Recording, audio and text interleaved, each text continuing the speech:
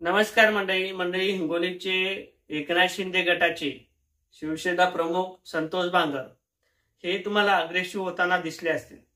मग वादग्रस्त विधान असेल तेही तुम्ही पाहिलं असेल, त्यांच्यावरती तडीपारीचा जो काही गुन्हा दाखल झाला होता तेही पाहिलं असेल, आणि काही दिवसापूर्वी त्यांची कावड यात्रा पाहिली होती तीही तुम्ही पाहिली असेल। परंतु इतकंच नाही तर परत एकदा मोठ्या संख्येने हा एक व्हिडिओ व्हायरल होत आहे, तो म्हणजे आरटीओने जे काही मुलं शाळेत जाणारे ऑटो असतात त्यांचे ते ऑटो अडवण्याचं काम हे त्या आरटीओच्या माध्यमातून करण्यात आलेले। 5-5 हजाराची फाईन सुद्धा त्या ऑटोवरती टाकण्यात आलेली अशा पद्धतीचे ते व्हिडिओ होता, किंवा जे काही संतोष बांगर आहेत त्यांनी तो आरोप केला होता। परंतु संतोष बांगर यांच्या आरोपामध्ये किती सत्यता आहे, किंवा जे काही म्हणजे समाजाला किंवा इतर समाज असेल, 18 पगड जातीचा समाज असेल, यांना नेमकी ती मदत का करतात, कशा पद्धतीने ते मदत करतात, किंवा तो व्हिडिओ कशा पद्धतीने व्हायरल करतात, यामागचं खरं सत्य काय, यावरती आपण थोडक्यात एक चर्चा आणि विश्लेषण करण्याचा प्रयत्न करणार आहोत। मंडळी, मी गणेश ठाकरे, लोक मराठी न्यूज या युट्यूब चॅनलवर आपलं सहर्ष स्वागत आहे। मंडळी, चॅनलवर नवीन असाल तर लगेच चॅनलला सबस्क्राईब करून घ्या, आणि व्हिडिओ आवडला तर लाईक आणि शेअर करायला सुद्धा विसरू नका। मंडळी, ज्या अर्थी शिवसेना गटाचे म्हणजे उद्धव गटाचे एक निष्ठावंत म्हणजेच प्रामाणिक व्यक्ती म्हणजे संतोष बांगर साहेब हे उभाटा गटाकडून होते।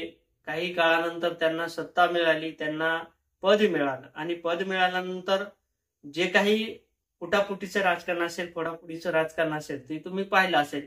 त्यानंतर एकनाथ शिंदेच्या गटासोबत ते बाहेर पडले, आणि एकनाथ शिंदेच्या गटासोबत बाहेर पडत असताना तुमचे लग्न होणार नाही, तुम्हाला बायका कोणी देणार नाही, अशा पद्धतीचं एक विधान संतोष बांगर यांनी केलं होतं। हे सगळं काही आपण पाहिलं, आणि त्यानंतर ते रडले सुद्धा होते। रडत असताना परत दुसऱ्या दिवशी व्हिडिओ आला, परत न्यूज आल्या, आणि त्यांनी एकनाथ शिंदे यांची जी काही शिवसेना असेल ते त्यामध्ये समावेश झाले होते। म्हणजे शिवसेना, उद्धव गटाची शिवसेना सोडून ते एकनाथ शिंदेच्या गटामध्ये गेले होते, हे सर्वांनीच पाहिलेले आहे। परंतु जे काही गरिबांना मदत करणं असेल ते त्यांच्या माध्यमातून सध्या सुरू आहे। मोठ्या संख्येने ते गरिबाची मदत करतात। आता मागचा सुद्धा आपण व्हिडिओ पाहिला असेल की आरटीओच्या माध्यमातून गाडी अडवण्यात आली होती, आणि अक्षरशः त्या आरटीओला जे काही संतोष बांगर आहेत त्यांनी झापलं होतं, शिवीगाळ सुद्धा केली होती। त्यानंतर तुम्ही बघत असाल, शिवीगाळ जरी केली असेल तर परंतु कुठेतरी एखाद्या समाजाचं, एखाद्या गरिबाचं चांगलं होत असेल त्याची भावना त्यांची आहे। त्यानंतर हॉस्पिटलचं प्रकरण असेल, हॉस्पिटलला सुद्धा कुठेतरी 3 लाख रुपये 4 लाख रुपये बिल केलं होतं, आणि त्या डॉक्टरला सुद्धा संतोष देशमुख यांनी, ते संभाजीनगरचे डॉक्टर होते, त्यांना सुद्धा चांगलं धारेवर धरलं होतं।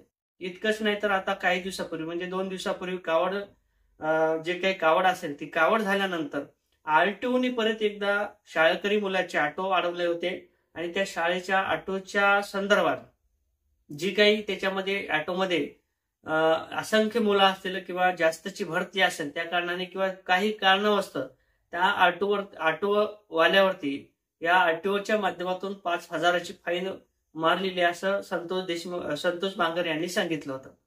परंतु त्यानंतर त्यांनी जे काही विधान केलं ते आपण पाहिलेलं होतं, वादग्रस्त होतं। संविधान असेल, कायदा असेल, या गोष्टीचं भान सुद्धा त्यांनी ठेवलं नव्हतं। परंतु कुठेतरी मुलं असतील, शाळकरी मुलं असतील, किंवा आरटीओच्या माध्यमातून जे काही संविधानिक पद्धतीने त्यांनी फाईन मारले असेल, हे पाहण्यासारखा विषय होता। परंतु हे सगळ्या गोष्टी झालं, कुठेतरी अशा आरटीओना सुद्धा चाप असणं गरजेचं असणार आहे। कारण तर एखाद्या आमदाराची, खासदाराची गाडी आल्यानंतर त्यांना सोडवल्या जाते, एखाद्या गरीबाची मोटरसायकल असेल तर त्या ठिकाणी पकडल्या जाते, असं बऱ्याच लोकांचं म्हणणं आहे।